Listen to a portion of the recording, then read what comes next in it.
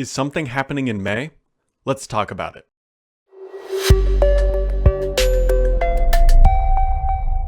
Happy Friday, friends. It has been another lockdown week. We've all been stuck inside. We're being told not to drink alcohol, although that is not stopping me. And we're hanging out with family and no friends, but just family. But here we are. Hopefully you are surviving. Hopefully you're doing all right. Hopefully you're mentally and physically okay. But we've got a podcast to talk about. We've got life to talk about. We've got some Xbox stuff. We got some Surface stuff. And let's just dive in this week to some of the news. Some of the news hitting the highlights this week. Microsoft is becoming the official AI partner of the NBA. This is probably building on some of the success, or mostly success, of the NFL. The NFL has actually worked out pretty well, I believe, in the Surface brand favor. Now, we don't fully know how Microsoft and the NBA are going to be working together yet, but there's part of me that wonders if Amazon had a play in this. Now, you're wondering about Amazon? How do they play into this? Well, look at the NFL. The NFL has AWS as part of their AI partnership and all that data stuff. And so I bet Microsoft looked at that and said, hey, maybe we should do that for somebody else since we can't do the NFL. And so they inked the deal with the NBA. And obviously with what is happening out in the world right now, wondering when professional sports seasons are going to kick back off again is a big unknown. But Microsoft and the NBA will be working closer together going forward to bring out some of that data and using Microsoft's AI that they love to talk about just so much. If you are still running Windows 7, and you probably shouldn't be, but you are using Edge, the new Edge on that, Microsoft is saying that, hey, it will be officially supported until mid-2021. So just keep that in mind. I don't think that if you're running Windows 7 at this point, unsupported, you really care about if a browser is supported. I suspect maybe this is more of like an enterprise thing, but there you go. So you got until mid-2021 for Windows 7 version of the new Edge. Microsoft also announced this week, it was sort of oddly announced, but they've announced that the May 2020 update, which is typically supposed to be one of those larger updates that will be arriving in May, is officially done and signed off. And so they are slowly starting to roll it out to the release preview ring, which I don't know how many people are actually in that, and Microsoft will never tell us. But so that is starting to happen slowly, and then sometime in the month of May they will make it more broadly available. It's a cautious approach. I'm not opposed to that. It's just it's like weird to announce something is going to release preview and not release, and they won't tell us an actual date for when it is going to hit broad availability. But keep on the lookout for that if you're in the release preview ring. That will be coming down the pipeline here in the near-ish future. So other political things, which I'm trying to avoid for the most part, but the DoD did clear that Microsoft's JEDI contract, which is a $10 billion initiative for Microsoft, has cleared. They can continue working on it and sending those delicious invoices over to Washington and getting them paid for building out that infrastructure. So Amazon lost its rebuttal on that. Microsoft also announced for Teams this week that Teams can now show 9 participants in a view.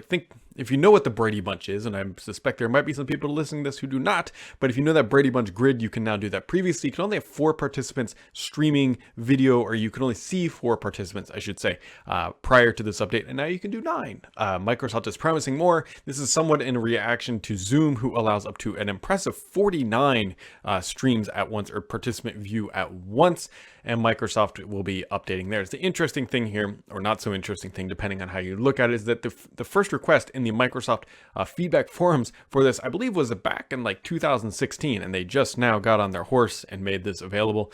I'm sure there's some reason, I don't know if it's bandwidth related or whatever, that they were not doing this functionality, but with pressure from Zoom, they are now doing that. So other things, so Surface 2, or Surface Go 2, I should say, Surface Book 3, and some other peripherals, I believe, have started showing up in retail databases around the world, and information they've gone through the FCC, they've gone through a bunch of other things. So I know I've been talking about this, I talked about all the specs like a month and a half ago or whatever it was, that doesn't really matter. So here's the deal. Things are, because of the given environment, things are taking a little bit longer to get to market. And we know this because Microsoft historically, now I know they have had leaks, I'm not discounting that, but historically they've been pretty good about getting information to retailers on a very regimented pattern, getting them the databases, the prices, and all that stuff that they need to preload into their system on a predefined timeline, and then making sure that all the pieces are in place so that they can have a successful and smooth launch. Now, sometimes those distributing out of information to retailers has leaked out, sometimes on images, sometimes on pricing and all that good stuff. That doesn't really matter. What I'm trying to get here is that Microsoft has a process that says, hey, if we're going to launch on X date, working backwards, we need to have information to retailers by Y. And so what we're seeing here is that retailers have this information. They have the information to go for a launch, but it's not launching. We know this because the products aren't announced. Microsoft hasn't announced them. The products aren't out. There's just, you can't go buy a Surface Go 2 yet, but you can go see the specs of it. You can go see the pricing of it. What I'm trying to hint at here or tell you is that things have been delayed a bit, and that is not shocking given the current environment, the lack of the ability to basically travel. There's been logistical concerns. Things have been pushed back. Now, I don't think they're pushed back like extremely long. I don't think we're looking at like a summer launch of the Surface Go 2 or the Surface Book 3. I bet we see them here in the next couple weeks, and so I'm pretty confident on that. Just keep holding on and just know that the things are in place. Microsoft had, I believe, intended to launch them by now, given the information that is at retailers and based on the stages of where things are in the life cycle of a launch product. Big mouthful there. But just know that they are coming. I know keep getting asked all the time, like, when is the Surface Book 3 coming? Just keep holding on. You should be able to buy it in May. I think is a pretty confident way to say that. So keep that. And Surface Go 2, I think, will fall in line with that, with the major caveat that things are still fluid given the current market. But there you go. Speaking on the Apple side of life, they made some news this week. Apple's Music's web player comes out of beta. Now, that doesn't sound really all that exciting or whatever. Effectively, what it allows you to do is, in a non-beta experience, now you can use Apple Music on your PC without having to download iTunes. And if you haven't used iTunes lately, you're lucky, and keep that streak alive, because there is no reason you want to download iTunes, because it is a bloated piece of garbage. And so Apple also made big news this week, and I'm actually I'm optimistic about this. They made the announcement about the $399 iPhone SE. This is a good phone for $399, primarily because it comes with the A13 processor, which is the same one you get in their high-end flagships right now. The reason why I say this is a good value is because Apple typically supports the software updates on a device based on the processor. Typically, not perfect, but typically that's how it works. And considering that they're giving their low-end entry-level phone their highest-end processor, means it should be supported for quite a while. Now, it does lack 5G, but I think you're going to be fine without 5G for at least a year, if not 2 years. So if you're looking for an entry-level phone, this is what I would call, like, if the iPhone is the Toyota Camry or Honda Accord, this is the Honda Civic, if you will. You're not going to get all the bells and whistles, but it's just going to be a good, just well-rounded phone. You're going to find better phones for in one specific area for the same pricing, but as a general computing phone device, a $399 iPhone is a heck of a deal. And so if you're in that market, I haven't used one personally, obviously. Nobody has yet. It does look like, on paper, a very good value. On to the gaming news of the week. I was going to say du jour, but of the week. Microsoft has released Minecraft with ray tracing, and I got to tell you, it looks pretty fantastic. Now, I unfortunately do not have a ray tracing RTX card for my PC, but I've been watching the videos of the updates, and it looks good. The reason why I'm optimistic about this is we all know the next generation consoles are going to be bringing RTX or ray tracing support at a hardware level, especially the Series X. Looks like a beast on paper for ray tracing. And so all that glitter, that glam, that functionality will be coming soon to your Xbox games natively here. In about, like 6 to 8 months from when that Series X is expected to launch. Also, Microsoft is teasing something for 420, and it's not probably what you're thinking. If you go to xbox.com, you'll see it's kind of like a video overlay thing that pops up on the site that teases an announcement for 420. If you slow the frames down, you can actually see that there's a silhouette of an Xbox Series X console. And then thanks to, I believe it was Amazon, the Canadian Amazon website, they leaked the whole dang thing. And it's a cyberpunk themed Xbox One X, and so it looks pretty good. It looks good. I don't know why. My challenge here is, I don't know why you would buy a One X right now. Granted, Microsoft has cut the price recently, and it's a good console. There's nothing wrong with it. But if you've got $300-400 that you're going to plop down for a console, why not just save it until I was going to say the late fall, and buy yourself a next generation console, and you'll get a lot more value out of that, out of a long term and a long run. The other big rumor floating around, I've been asked this about a whole bunch. It says Microsoft is rumored to be preparing 2 major Xbox digital events for May and June. So here's what I know. I know that Microsoft is preparing events for around those timelines. The reason why I'm not like screaming this is incredibly accurate is Microsoft's definition of a major event varies dramatically across the org. Some inside the company might say, hey, look, we have Xbox.com, a very popular and powerful brand name, and we just threw up a video that overlays everybody who's going to it. That is considered a major event, depending on if you're on a web dev team. So is Microsoft preparing Xbox stuff for May and June? Yes, they absolutely are. And I believe some of it is related to next generation and console information, and just they're going to be talking about it. Explicitly what they're going to be talking about yet, I don't know, but it does look like things are obviously planned. Microsoft had things lined up for E3, and May and June obviously encapsulate that time period. So there is some accuracy to it. I can't explicitly say how accurate or how large it is. I mean, at this point, the big things we don't know about are Lockhart, what's the status of that, pricing, and pre-order dates. Those are kind of the big things. So keep on the lookout. Microsoft is definitely planning Xbox stuff for those months. I just don't know how big they are on the scale of what is Microsoft's scale of big, if that makes sense. So a bunch of good questions this week. Going to go through them as we speak here. I do tweet the link out. You can follow me on Twitter at BDSams, and that's where the best place to find this is. It says, Gotham says, since Surface Neo is not coming this year, do you think if it is coming next year, it will have an updated design, or will it have the same advertised design? I believe the design is not expected to change. I would be surprised. Granted, Microsoft hasn't officially told us yet that the Surface Neo is not coming this year. I suspect that when they do their digital launch of whatever the Surface Book 3, they might be giving us an update on Windows 10X and Surface Neo at that time. We don't fully know yet, but I'm not expecting a design change because that would be implying that there's a considerable rework of the hardware, which that's a pretty accelerated push at this time. Simon says, have you tried accessing your Outlook.com via the Gmail app? No, I have not. Currently, I'm using Outlook Mail on my iPhone. I don't love the app, but maybe I will give that a try. I'm really particular about email apps for some reason, and I don't love the Outlook one personally. I know a lot of people do. Jay Fakara says, hey Brad, love your show. You and Paul are fantastic. Thanks for tuning in.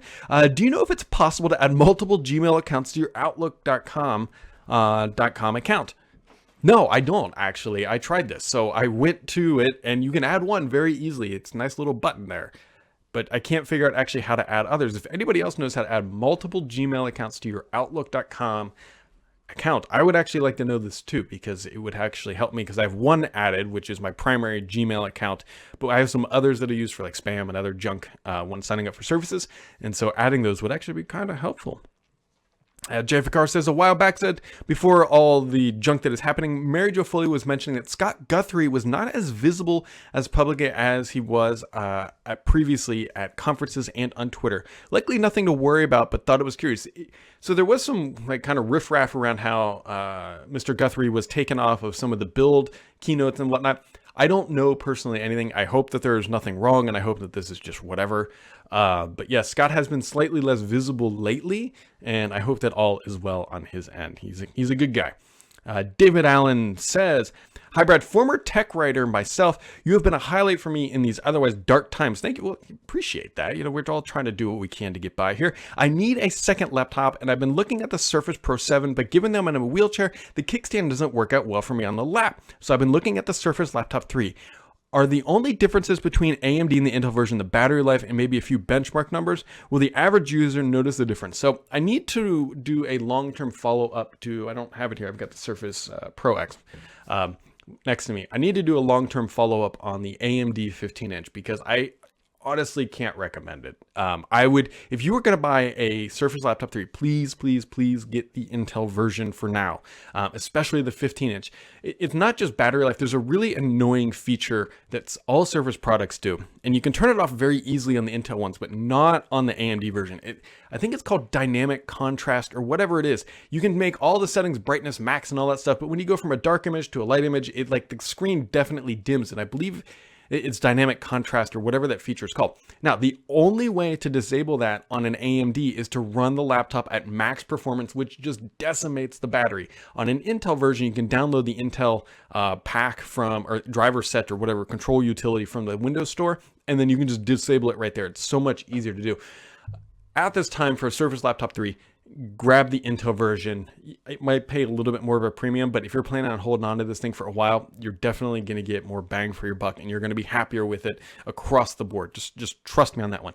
Now, I'm not saying that Intel or AMD products and laptops are bad. Their new series, I think it's called the 4000U, looks fantastic, but the chip that is running in the current Surface stuff is not fantastic. Doesn't have the best performance, and the battery life is not you're not sacrificing performance for battery life on the AMD. You're just sacrificing battery and performance, which there's no major benefit unless you just really do not like Intel. So make sure to grab the Intel version. It says, Bryson says, I know you constantly bemoan the fact that you can't find an email client that suits your needs, but I'd love to hear what you were looking for besides Newton Mail living on forever. So here's the kind of thing that I'm looking for one application that's going to sync all of my settings between all the applications. For example, I use the Mail app currently on Windows 10, and I have a signature set up for my company or my corporate fancy email and a different one set up for my personal email. When I go to use the Outlook Mail app on my phone, which is again all Microsoft, that signature doesn't sync. So I'm looking for one email application that is going to sync all of my settings across all the different platforms that I use it on. And what's more annoying is like when I pull up the Mail app on this machine, it doesn't sync my settings from my other machines. So that is the bigger reason why I bemoan so much, is because there's a lack of setting sync. And I jump around for machines a lot. I've got a Surface Book 2 here, a Surface Pro X here that I use while outside the household, which hasn't been happening a ton lately. And just making sure that everything is always the same on every device is a pain in the butt personally. And so trying to get that all set up is kind of the challenge. So there you go. Corey says, have you heard anything about the potential for the next Surface dock to have a GPU option built in? I think it should theoretically work since it's the same port and used as a Surface Book to its base. So what he's talking about here is Microsoft is working on a new dock for these guys. Not specifically this one, but I don't know if it's going to have an external GPU. The eGPU, which is external GPU market, hasn't really taken off. Apple has the ability to run it on a lot of their stuff, and we haven't seen it explode in popularity yet. And there are certain Windows machines actually can do this. I believe and somebody will correct me if I'm wrong, I believe any modern Thunderbolt enabled device should be able to support it. So will Microsoft build that into an external dock? I don't think so. Here's my reasoning why. Not that people wouldn't like it, but the reason why I think they would maybe let a third party do this is the dock is wildly popular with the corporate market. Microsoft sells a ton of machines in the corporate segment. They are very price sensitive when they're buying 50 docks at a time. They don't want to spend money on things that are not needed. And in the corporate world, many people do not need an external GPU. So what I would reduce from that is that if they do have an external version of a dock with an eGPU in it, they would definitely have one that does not have it in it, because that's going to lower the price significantly. Because you got to remember, if you're buying an external GPU, you're also paying for that graphics card in there, which is probably at least $100 to $150 for a bare minimum bump in pricing. So it's a pretty significant bump for the dock. Now, I'm not saying it's not going to happen. I just think it might be coming from a third party if it were to happen. Michael Martinez says, with Verizon snapping up Blue Jeans for around $500 million, do you foresee video conferencing and work from home technology space becoming ripe for M&A and or reconsolidation? Interesting question. So if you're not familiar with Blue Jeans, it was kind of like a Zoom, but Zoom obviously blew up in popularity. Blue Jeans, by all accounts, appeared to be struggling based on what I have read since the acquisition went out. There's a lot of things going on here. First off, Zoom is like an $80 billion company now, very expensive to acquire them. They've almost, some people think, priced themselves out of the acquisition market, especially given what is going on. Now, there are companies like Google who could buy it, maybe like a Cisco or somebody large like that might go after them. All that being said, I definitely think we will see some consolidation in the startup productivity market. There's tons of them. You look at things like Notion, you look at things like Slack. There's all these kind of like small, I don't want to say mom and pop productivity. Basecamp is one of them that are the right size to be snatched up.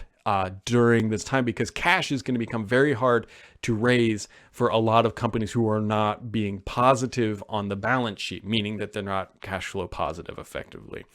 And so I think we might see a lot of M&A happening here. I think Michael might be onto something. Blue Jeans was the start, and we will see a lot of these other productivity apps probably fall into that wayside as companies around the globe start to look at easy ways to trim expenses that are potentially not related to headcount. You can imagine if a company is spending tens of thousands of dollars on Slack and they also have Office 365, just force people into Teams, or potentially the inverse. If you don't need Office 365 and you're using G Suite, dumping all those licenses, we're going to see a lot of movement here around of services, and companies getting really, really thin on the stack that they are using and cutting down on excess expense. And so I think he's probably right.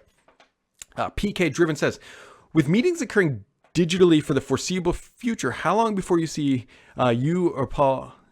How long do you see before interviewing Phil Spencer, Panos Panay, or Satya Nadella? So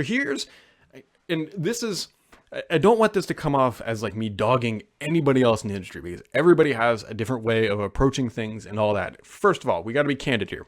This channel is not the New York Times. Microsoft looks for bang for buck when they grant interviews sometimes. Now, I've talked to every single person you have just mentioned off the record. Satya a little bit less than some of the others, but definitely Panos, definitely Phil, like Brad. I've done an actual interview with Brad Anderson, a bunch of these guys.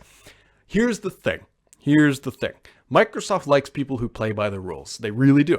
Do you blame them? They like people that kind of follow what is going on. If you're watching this channel, you know that we don't really always follow the rules about Microsoft leaking things and all that. And so it's not that Phil would not talk to me on the record. It's whether or not Microsoft's PR people would let Phil talk to me, because they don't want to promote a channel that is ruining some of their announcements, if you will. Now, that being said, Microsoft is not dumb. Microsoft is very smart and calculated at a lot of how they do this stuff. At some point, I hope to be able to interview these guys on the record. The challenge is, and not everybody knows this, like when you get an interview with, say, Satya or Phil or somebody else, a lot of times there are somewhat rules, if you will, about what questions you can ask for the interview to happen. Now, that sounds kind of weird, but imagine that Phil Spencer came on here tomorrow. They might say, hey, Brad, you can ask Phil anything you want about the Series X. Great. You cannot ask him about Lockhart or other consoles. And if you do, sure, Phil's just going to dodge the question, but then you're never going to get that opportunity again. And so that's just kind of how it works. And when people grant these interviews for a certain key executive on a certain site, they have an objective. They want to talk about a certain product line, and they don't want you to deviate from that. And the other side, and Mary Jo told me this many, many years ago, and it rings true more and more, is sometimes Microsoft will grant interviews to people about products because they won't ask the right questions, if you will. They maybe don't know the history or where Microsoft is going or enough of the underlying issues surrounding it, and they just kind of want a softball interview. And so they will go to certain publications to get that.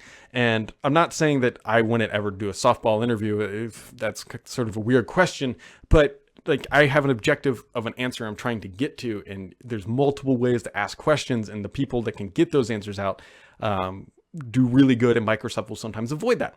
And so it's an interesting way, right? You got to remember that when Microsoft grants interviews at that level to somebody, they are creating a news event. They control who is getting access to it, when they're getting access to it. So it's a very big power play move from Microsoft. And sometimes if they want people to follow the line and be like, hey, look, you know what? Don't screw us over for a month or 3 months or whatever, and we'll let you talk to Satya or something like that. That's way out there. It's interesting. It's a political thing sometimes. We'll see. You know, Phil, I know you listen to this on occasion. And so if you're listening out there, let's chat. Let's make it happen. We won't talk about Lockhart, but I'd love to ask you some things about the Series X, including the audio situation. Please let me know how the headsets are going to work natively with the console, since you don't appear to be supporting some of the more popular protocols, at least what we've heard, because nobody at Microsoft is talking about how the headset situation is going to work, other than the one company that says, hey, our existing products will work, but we haven't heard about new products. Call me. Simon says, when do you think we will see first Ubuntu? What do you think we will see first? Ubuntu 20.04 or Windows 2004? I think we'll probably end up seeing Windows, only because we know that's coming next month. Brother Naz says, have you heard any new rumors about the Xbox Series X pricing or pre-order bonuses? I treasured my day one Xbox One. Yeah, remember the the launch edition or the day one edition. Those were neat. They had the little emblazoned or embroidered or whatever you want to call it, laser etched writing on there. So I haven't heard anything specifically. I don't think there's going to be like any crazy bundles on day one. Microsoft is just going to sell you the console with one controller. That's pretty typical for a product launch. I'm not expecting really any special. I shouldn't say I'm not expecting a special edition, meaning like I don't expect like we're going to see like a Forza edition on day one. Now they might do like a day one edition again. Remember, other thing I'm hoping they do, remember the I Love Bees campaign from when I was at the 360? It was kind of like a teaser, like puzzle thing. I hope they do something along those lines again. Ingormax says, is there anything you could say about the upcoming Xbox hardware? It looks great. I mean, we kind of already know most of the story, minus the headset audio thing, which, Phil, if you're still listening, please call me. So we'll go from there. Mr. PKI, oh God. Mr. PKI comes in with the last question of the week, per usual. He says, your favorite question here at the end of the week is always, do you think Teams is a virus that has to be removed or not? Okay, so I got it. So if you know the name Steven Sinofsky, which many of you listening to this probably do, I got into a little like, I don't want to say like a fight or something. So on Twitter, he tweeted out that Teams is a virus, like Microsoft Teams is a virus. Now, if you don't know Sinofsky, he has a reputation for just kind of lashing out at people and also belittling people. And he earned that reputation at Microsoft. And so I know this in the back of my head, and I was not trying to instigate anything. I genuinely asked why he thought Teams was a virus. And his response was that the only way to remove Teams from startup was you had to hack up the registry, which to me doesn't sound right. Now, I remember at one point, I think this was like right when Teams launched, like day one, there was no way to turn off the auto start option. And so what you had to do was you actually had to go into the registry. Now, I looked in my version of Teams and there are absolutely options to just disable on startup. You hit the settings button, I think it's general, and it's like disable startup. And that I rebooted my machine and it worked for me. But Sinofsky like started screaming at me saying, hey, this is not thing. Are you calling me a liar or something along those lines? I can't remember exactly. And so I just bowed out and said, you know what, I was just trying to help, enjoy your evening or something. And then, he just did his thing. And so I personally do not think Teams is a virus. I wonder if Mr. Sinofsky has a position in Zoom or something like that. I don't know. It just seemed really odd that Teams has gotten a lot of positive press. And granted, it is not perfect. It is absolutely not perfect. There are genuine issues with Teams, but calling it a virus, that one's a little, yeah. And then he says, all seriousness, do you think Teams can really, do you think the Teams can really meet the teams of the average, or meet the needs of the average consumer compared to Zoom, or will it remain dominant only in business and education and have Active Directory and Office 365 infrastructure? So the question here is Teams just kind of locked to the business world, and will it ever supplant Zoom? It's a really high barrier at this point to supplant Zoom. Zoom, despite the security issues, has the brand name. They have become the Kleenex, if you will. Like, we're gonna have a Zoom meeting and it might not even be Zoom anymore. It could actually be FaceTime or whatever. Zoom has a very powerful brand recognition. The question becomes is, after we surpass the current market conditions, does Zoom have staying power? We don't know that yet. Right now they're on a hot streak and they appear to be doing things right.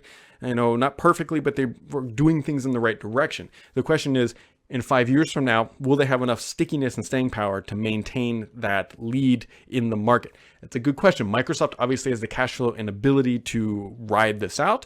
We will find out. I don't think Teams in its current state is going to take over Zoom with the general consumer market. I don't see that happening yet.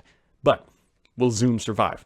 We'll find out. I hope they do. It's better for everybody when these companies exist, because then Teams has to get better. We've already seen 9 participant view because of Zoom. So there you go. All right, guys, that wraps it up for this week. As always, genuinely appreciate the comments and the questions and everything else and tuning in. I hope that you are happy, healthy, staying at home, eating the good foods, and just trying to be positive a little bit. We'll get through this together. We'll catch all of you right back here next time.